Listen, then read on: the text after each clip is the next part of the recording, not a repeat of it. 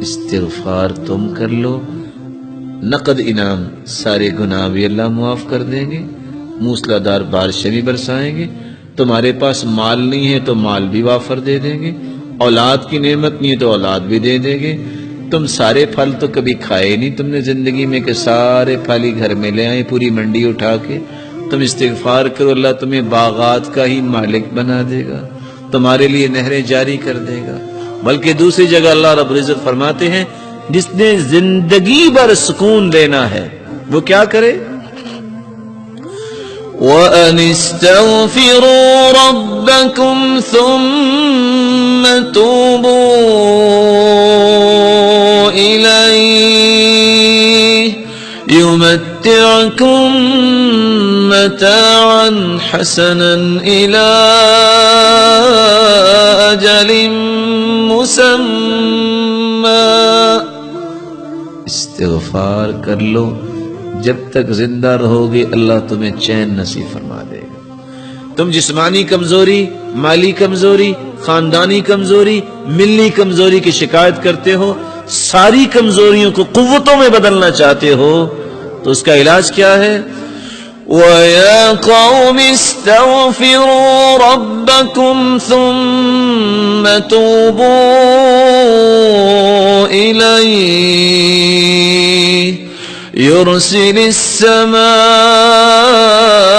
عَلَيْكُمْ مِدْرَارًا وَيَزِدْكُمْ قُوَّةً إِلَىٰ قُوَّتِكُمْ وَلَا تَتَوَلَّوْا مُجْرِمِينَ۔ استغفار تم کر لو، اللہ تعالیٰ تمہاری ہر کمزوری کو قوت میں بدل دیں گے۔ امام احمد بن حنبل رحمۃ اللہ علیہ گھر سے نکلے، مسجد پہنچے، کہتے ہیں کہ لیٹ ہو گیا ہوں، مسجد والے سے کہا مجھے کچھ آرام کا موقع دے دیجیے، کہا نہیں ہمارا نظام ہے، یہاں نہیں کچھ ہو سکتا، جیسے آج بھی بڑے بڑے نظام دنیا میں موجود ہیں۔ کہا چلو مجھے کچھ یہاں انتظار کا موقع دے دو۔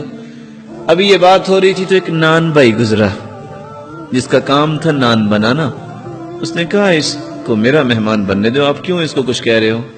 گھر لے گیا، چارپائی پہ لٹایا اور خود آٹا لیا اور کیا کرتا ہے؟ استغفر اللہ استغفر اللہ، آٹا گوندھ رہا ہے اور ساتھ استغفر اللہ کہہ رہا ہے۔ اور امام احمد بن حنبل دیکھ رہے ہیں، پوچھتے ہیں آپ کو استغفار نے کچھ فائدہ بھی دیا؟ کہتے ہیں جناب فقیر آدمی تھا، جب سے استغفار کیا مال سنبھالا نہیں جا رہا، اور جب سے استغفار کر رہا ہوں جو خواہش کرتا ہوں اللہ پوری کر دیتے ہیں، لیکن چند دنوں سے خواہش کر رہا ہوں وہ صرف پوری نہیں ہوئی، باقی ساری پوری ہوگی۔ کہا وہ کون سی خواہش ہے جو پوری نہیں ہوئی؟ کہا میں نے اللہ سے دعا کی تھی یا اللہ، وہ سنا ہے امام احمد بن حنبل ایک ہیں بڑے نیک انسان ہیں، یا اللہ میری بھی ملاقات کروا دے ان سے۔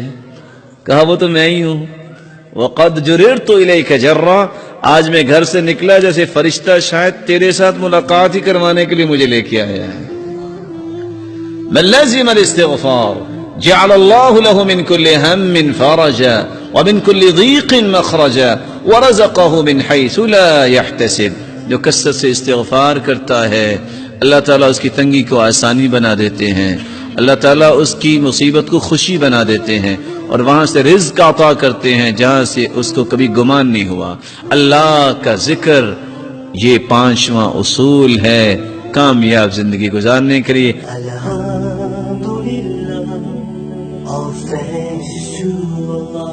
تبارك الذي نزل الفرقان على عبده ليكون للعالمين نذيرا۔